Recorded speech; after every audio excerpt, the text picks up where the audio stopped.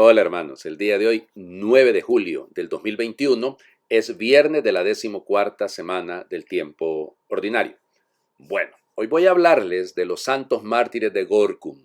Muy importante y por favor sigan lo que les voy a contar con la rigurosidad histórica de lo que realmente aconteció, porque resulta ser que estos, Nicolás Pick o Piek y sus compañeros mártires, que suman 19, muchas veces se nos olvida y sobre todo tienen una memoria muy corta los protestantes, que les encanta a partir de la leyenda negra que llevaron adelante los que son responsables del martirio de ellos, de acusar a la Iglesia Católica de cualquier cantidad de atrocidades. Y claro que ha habido algunas cosas que no son dignas ni del Evangelio, para nada, pero tampoco que se nos acuse de cosas que no son ciertas, olvidando lo que ellos hicieron.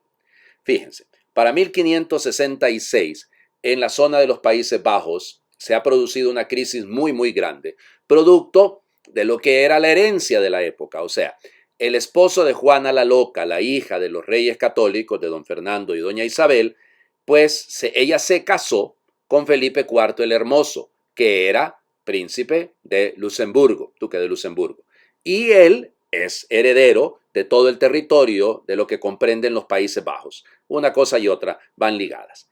Entonces, por lo tanto, a su hijo, que será Carlos I o Carlos V, le va a corresponder todo ese territorio. Él va a ser el emperador, va a ser el gran defensor de la Iglesia Católica en la época de Lutero. Su hijo, el hijo de Carlos I, nieto de Juana la Loca, Felipe II, es en ese momento rey y a él le corresponde cuidar esos territorios. Se intenta implantar la doctrina católica frente a un mundo que se va protestantizando por los calvinistas, por los puritanos, que toman una bandera, llamémosle así, de independencia nacionalista y mezclan ambas cosas. En 1566, es enviado el duque de Alba para poner un poquito de orden en la situación. En 1571 es enviado el duque de Alba. Ya en 1566 se había dado una revuelta terrible, iconoclasta, destruyeron iglesias, mataron a un montón de gente y entonces es enviado el duque de Alba, que vamos, era muy riguroso, hay que decirlo, para implantar ya, poner orden en el lugar. Pero ese poner orden, como les digo, es reclamado por el nacionalismo holandés. Y entonces, sobre todo, el conde de Merck, que va a ser el que juró que iba a acabar con todos los papistas, y entonces él es el que lleva adelante una revuelta muy grande. En la ciudad de Gorkum resulta ser que es asediada y bueno, al final los habitantes, donde se han refugiado muchos sacerdotes y sobre todo 13 franciscanos, pues capitulan, es decir, vamos, llegan a una negociación y les prometen que les van a respetar la vida, cosa que no ocurrió. Y ese es el crimen detrás de todo esto, sino que se había firmado un convenio por el cual les entregaba la ciudad, que la saquearon, hicieron cualquier cantidad de atrocidades. Ustedes no tienen idea de los sacrilegios que se hizo con los vasos sagrados. Bueno, aquí me podría pasar un buen rato contándoles, pero no viene al caso. Bueno, total que al superior de la casa franciscana, que se llama Nicolás Priek, o como le digo, Nicolás Pick, se dice en algunos lugares también, pues es maltratado, lo intentan colgar con su cordón, porque él era franciscano, ¿no? Y se rompe el cordón, y entonces, pues los reclama el duque de Merck, y entonces son llevados a la ciudad de Bril. Allá serán martirizados. No tienen ustedes idea. Originalmente eran 23. Por eso les digo, rigurosidad histórica. 4 de ellos adjuraron, dejaron la fe. Más adelante van a volver. Y algunos de ellos son los autores precisamente de los relatos. O sea, renunciaron a ser católicos por salvar el pellejo y luego van a escribir arrepentidos de lo que pasó. Les maltrataron, fíjense, los llevaron a un monasterio de Santa Isabel. Ahí había 2 vigas grandes, por eso es la representación de ellos colgados de vigas, y cuando no morían sencillamente los acuchillaban para hacer cualquier cantidad de cosas. Le quemaron la lengua, los oídos, los ojos, miren, una cosa terrible. Ellos fueron canonizados en 1867 por el Papa, el Beato Pío IX. Miren, claro que en la historia de nuestra iglesia ha habido también momentos muy difíciles, equivocaciones, fallos de nuestros hermanos. Pero ya les digo, la leyenda negra oculta lo negro de lo que hicieron los protestantes. Y eso hay que, cuidado, los evangélicos, cuidado, no son lo mismo los protestantes que las iglesias pentecostales o evangélicas. Estas son herederas de aquellos. Y a veces su fanatismo deriva de ahí, deriva de esa actitud que lamentablemente en lugar de ser tolerancia al menos, que a mí no me gusta para nada la palabra, pero desemboca en una cruenta guerra que todavía la seguimos sufriendo de alguna manera. Bueno, vamos a las lecturas del día de hoy. Mañana vamos a dejar de leer el libro del Génesis y entonces hoy ya entramos prácticamente al final del encuentro de José con su padre Jacob. Génesis capítulo 46 versículos del 1 al 7 y luego nos saltamos del 28 al 30. En aquellos días partió Jacob con todas sus pertenencias y llegó a Berseba, donde hizo sacrificios al Dios de su padre Isaac. Por la noche Dios se le apareció y le dijo: Jacob, Jacob. Él respondió: aquí estoy. El Señor le dijo: yo soy Dios, el Dios de tu padre. No tengas miedo de ir a Egipto, porque ahí te convertiré en un gran pueblo. Yo iré contigo allá. José te cerrará los ojos, y después de muerto, yo mismo te haré volver aquí. Al partir de Berseba, los hijos de Jacob hicieron subir a su padre, a sus pequeños y a sus mujeres en las carretas que había mandado el faraón para transportarlos. Tomaron el ganado y cuanto habían adquirido en la tierra de Canaán, y se fueron a Egipto. Jacob y todos sus descendientes, sus hijos y nietos, sus hijas y nietas. Jacob mandó a Judá por delante para que le avisara a José y le preparara un sitio en la región de Gosén. Cuando ya estaban por llegar, José enganchó su carroza y se fue a Gosén para recibir a su padre. Apenas lo vio, corrió a su encuentro y abrazándolo largamente se puso a llorar. Jacob le dijo a José: ya puedo morir tranquilo, pues te he vuelto a ver y vives todavía. Palabra de Dios, te alabamos, Señor. ¿Cómo habrá sido ese encuentro? Imagínense el papá que lo daba por muerto. A mí me ha tocado ver cosas un poquito similares, aunque no lo crean, con los migrantes.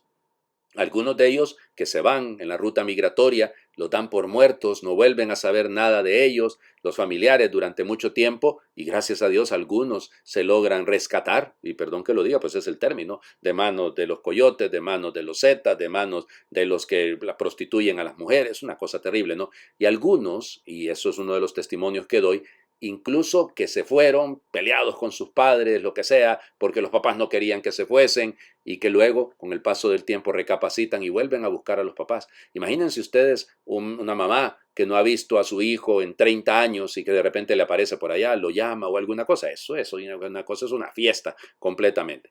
Y bueno, pero aquí es otra situación, ¿no? Aquí José ha sido traicionado por sus hermanos, ha sido vendido por ellos, pero vuelve a estar en los brazos de su padre. A mí lo que me gusta es el hecho de cómo van mezclando: yo bajaré contigo, dice el Señor.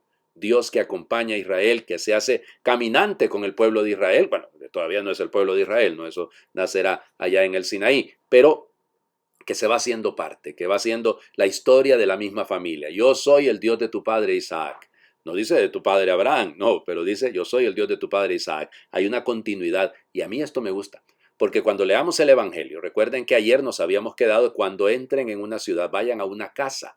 Entonces yo les decía, la evangelización comienza en casa. Bueno, aquí está lo mismo también, ¿no? Abraham, Isaac, Jacob, José, en fin, es una familia, que evidentemente es una lectura teológica, si lo quieren, porque vamos, que entre Abraham y Jacob haya prácticamente 6, 7 siglos, es demasiado, ¿no? No son generaciones tan amplias, pero es porque efectivamente nos está contando la historia de una familia. Vamos pues al Evangelio, seguimos con las instrucciones del capítulo del discurso apostólico, capítulo 10, versículos del 16 al 23 del Evangelio de Mateo. En aquel tiempo Jesús dijo a sus apóstoles: yo los envío como ovejas entre lobos. Sean pues precavidos como las serpientes y sencillos como las palomas.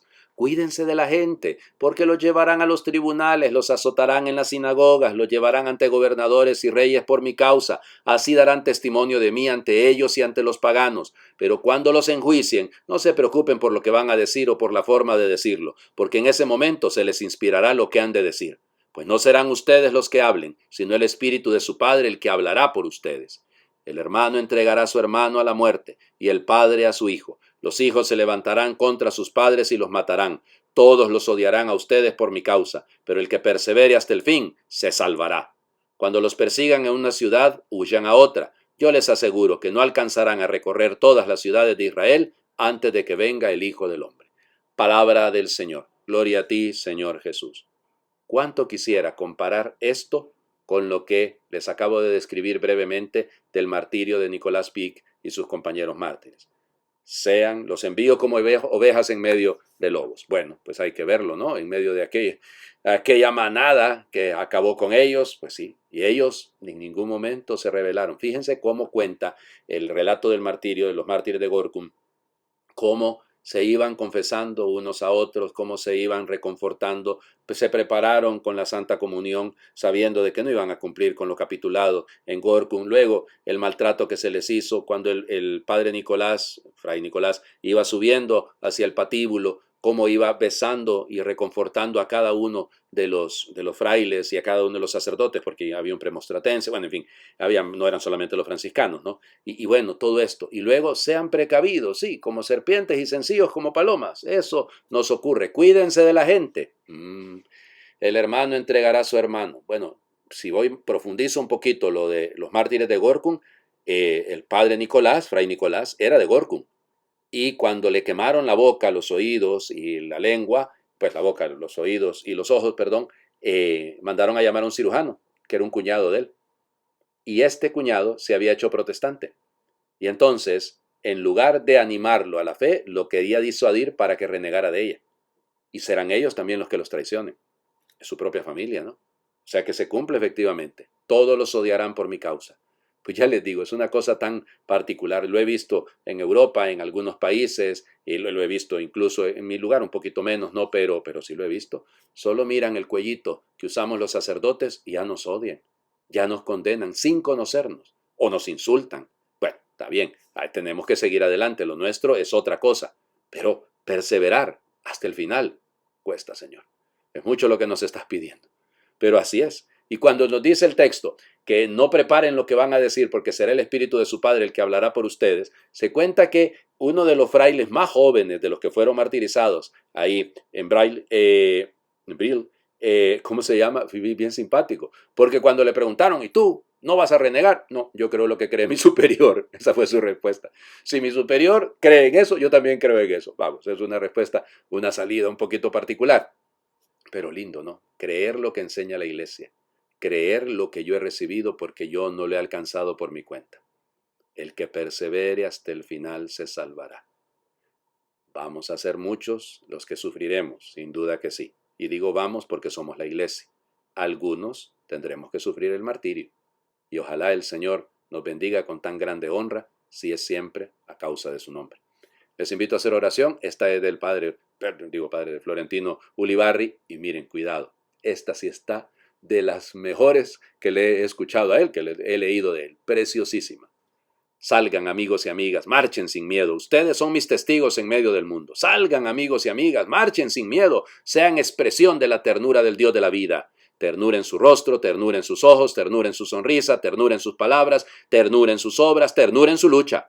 Salgan, amigos y amigas, marchen sin miedo. Les espera afuera ciudadanos y vecinos. Ustedes son mis manos para construir un mundo nuevo de fraternidad, libertad y justicia. Ustedes son mis labios para anunciar a pobres y marginados la buena noticia de la libertad y la abundancia. Ustedes son mis pies para acudir al lado de las personas que necesitan gestos de ánimo y palabras de bien. Ustedes son mi pasión para hacerme creíble en sus casas y ciudades y lograr que niños y adultos vivan como hermanos. Ustedes son mi avanzadilla para lograr la primavera del reino y ofrecer las primicias a los que más lo necesitan.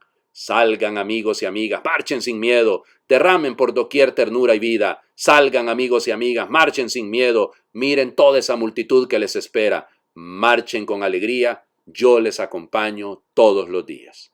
Amén.